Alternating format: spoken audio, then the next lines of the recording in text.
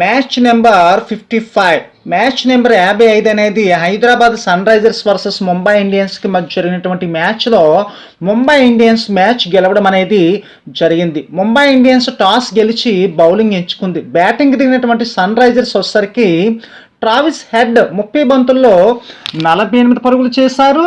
Pat Cummins వచ్చేసరికి 17 బంతుల్లో 35 పరుగులు నాట్అవుట్గా ఉన్నారు. 20 ఓవర్లు ముగిసే టైంకి 8 వికెట్ల నష్టానికి 173 పరుగులు చేశారు హైదరాబాద్ సన్ రైజర్స్. ఇక ముంబై ఇండియన్స్ బౌలింగ్ విషయానికి వచ్చేసరికి హార్దిక్ పాండ్యా 4 ఓవర్లు వేసి 31 పరుగు ఇచ్చి 3 వికెట్లు తీసుకోవడం జరిగింది.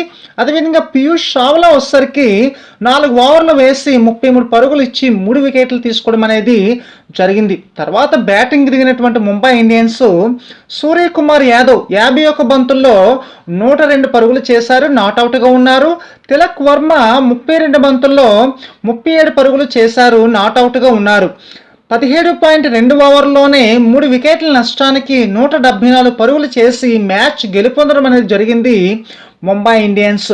అయితే హైదరాబాద్ సన్ రైజర్స్ బౌలింగ్ విషయానికి వచ్చేసరికి భువనేశ్వర్ కుమార్ 4 ఓవర్లు వేసి 22 పరుగులు ఇచ్చి 1 వికెట్ తీసుకోవడం జరిగింది.